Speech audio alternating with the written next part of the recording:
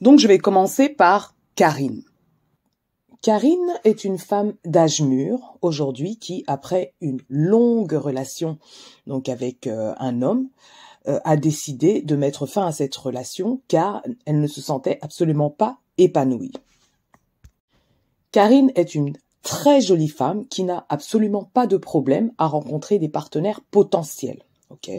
Donc, au début du dating, donc pendant le dating en tout cas, tout se passe bien.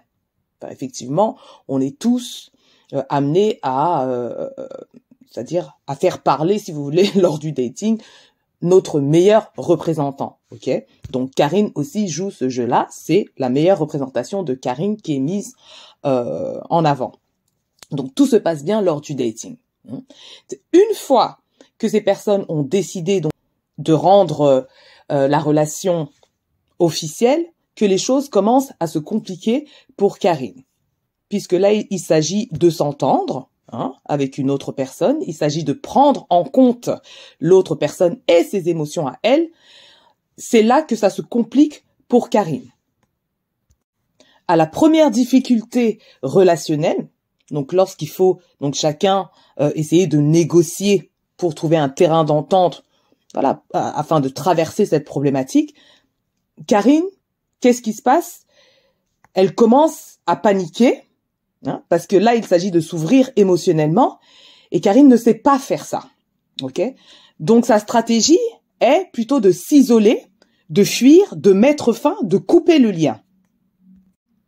Et pourtant, Karine rêve d'avoir une relation avec un homme stable émotionnellement. Mais pour ça, il faudrait aussi que Karine puisse être stable émotionnellement. Comment ça se fait que Karine n'arrive pas à s'ouvrir émotionnellement?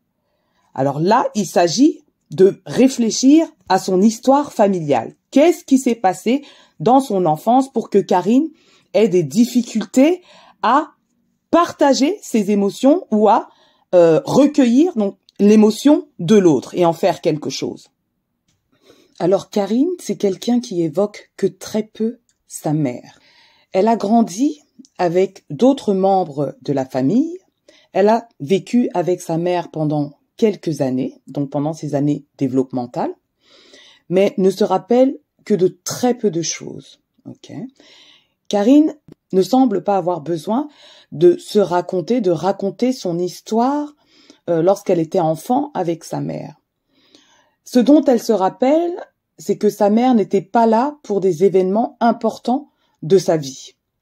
Alors sa mère prenait contact, donc elle sait qu'elle a une mère, donc elle connaît sa lignée, elle connaît sa famille, mais ne se rappelle pas de lien d'attachement spécial avec sa mère.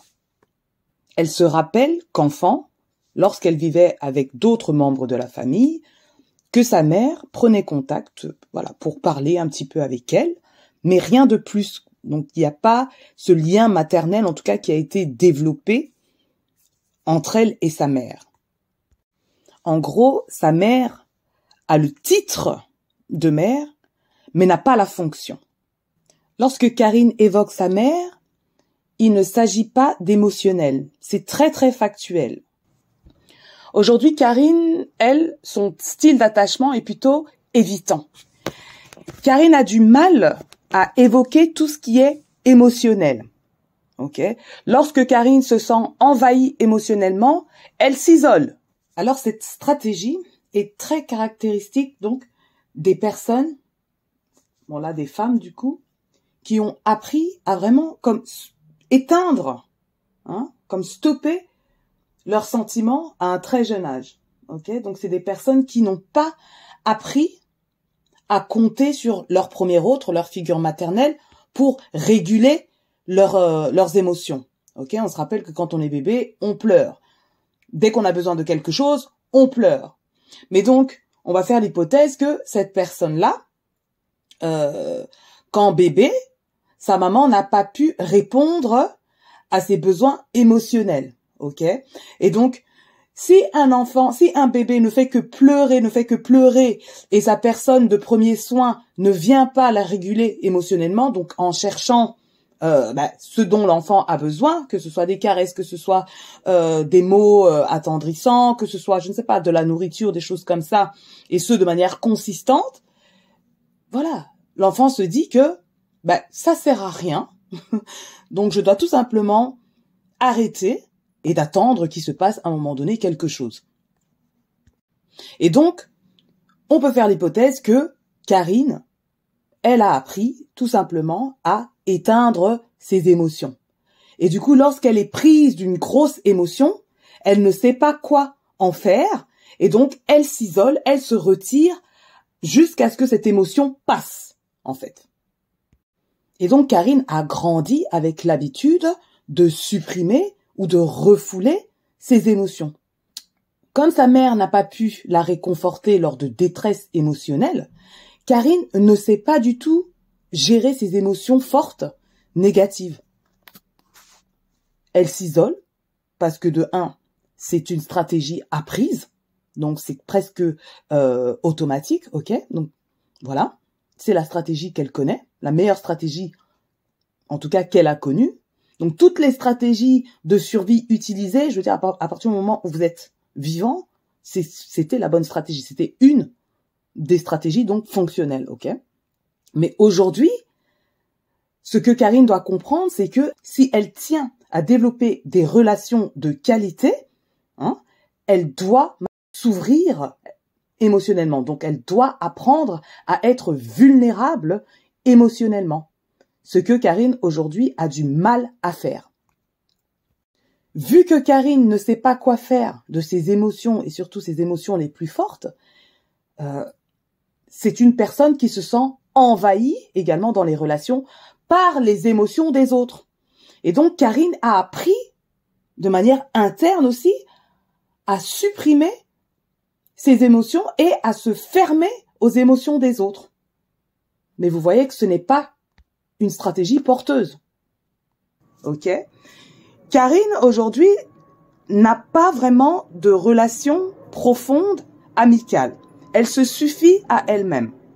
Et donc, dans ce contexte capitaliste où on prône l'indépendance, Karine pense que elle, tout va bien pour elle. C'est une fille qui pense avoir une certaine supériorité dans le sens où elle n'a pas besoin des autres, elle se suffit à elle-même. Elle a l'air d'être bien dans ses pompes, mais bon, pour ce qui est des relations affectives, ça ne fonctionne pas. Puisque dès qu'il s'agit dès qu'il y a une problématique et qu'il faut faire part, partager ses émotions, Karine prend plutôt la fuite. Pour les personnes avec un attachement évitant, parler des émotions, s'ouvrir émotionnellement, c'est quelque chose qui les rend très très nerveux, c'est-à-dire qu'ils se sentent en danger, en fait. Ils se sentent en danger de s'exprimer émotionnellement. Et du coup, ils décident plutôt de s'enfuir, de s'isoler, de couper le lien. Parce que d'une part, ils ont peur d'un envahissement émotionnel, mais d'autre part, ils ont également peur d'être rejetés. Et pourtant, Karine a ce besoin, a cette envie en tout cas, mais de développer et de maintenir une relation avec un homme. Donc Karine, c'est quelqu'un qui n'investit pas dans beaucoup de relations, et ces relations sont plutôt superficielles. Même si Karine, elle, le vit bien, elle a du mal à comprendre que d'autres le vivent mal, en fait. Elle n'a pas la capacité, justement, de comprendre, donc d'avoir cette empathie et de comprendre l'autre dans la dynamique relationnelle avec elle.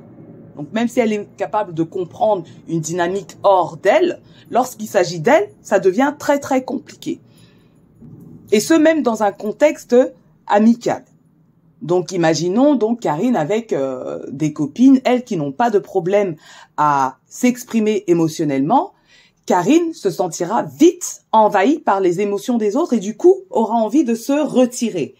Mais ça devient problématique pour les autres. Parce que les autres ne se sentent pas en confiance de s'ouvrir émotionnellement avec Karine.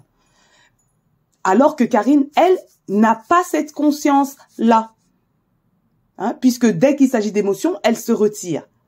Karine, elle a plutôt appris à lorsqu'elle est débordante d'émotions, à s'isoler jusqu'à ce qu'elle puisse s'auto-réguler ou en tout cas faire partir cette émotion d'une manière ou d'une autre.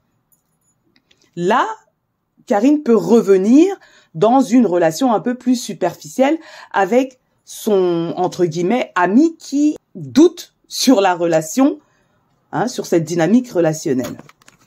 Donc, ce qui fait que c'est difficile pour Karine d'être dans une relation profonde avec quelqu'un. Alors, encore une fois, les styles d'attachement ne nous suivent pas comme ça toute la vie. On peut modifier un peu notre style d'attachement, ok, pour avoir des relations plus fonctionnelles, des relations plus profondes avec l'autre.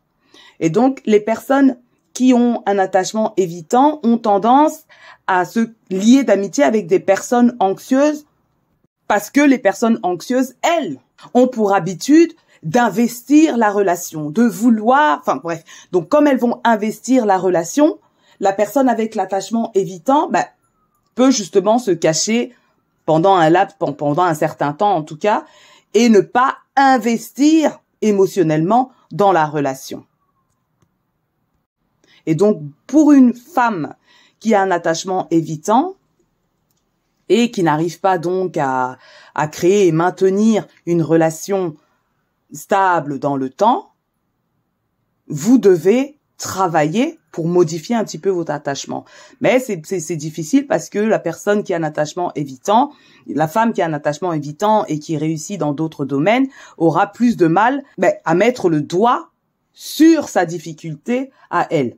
Et n'a peut-être pas envie, puisque pas la capacité aujourd'hui de gratter et de comprendre le pourquoi du comment, de gratter donc son histoire par rapport à cette blessure maternelle qu'elle a vécue. Si je devais conseiller Karine, déjà, je lui dirais que c'est normal qu'elle ait peur de s'ouvrir émotionnellement, puisque lorsqu'elle l'a fait, quand elle était bébé, la réponse n'a pas été adéquate.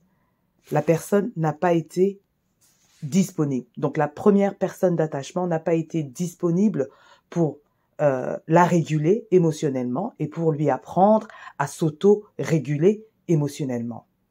Donc ça, c'est une chose. Mais de deux, que même si ce n'est pas sa faute, ce qui s'est passé enfant, il est malheureusement et heureusement aujourd'hui de son ressort de prendre les choses en main et de travailler sur cette blessure maternelle. Donc d'ouvrir ce chapitre-là. Et si jamais elle a une personne de confiance à qui elle peut tenter de s'ouvrir un minimum, mais qu'elle tente, parce que là, elle s'empêche donc d'être vulnérable, de s'ouvrir à quelqu'un et surtout de laisser quelqu'un s'ouvrir vraiment à elle et d'évoluer dans une relation, que celle-ci soit amicale ou même amoureuse. Voilà. Parce que dans la relation, c'est quand même important d'être authentique. Ok ?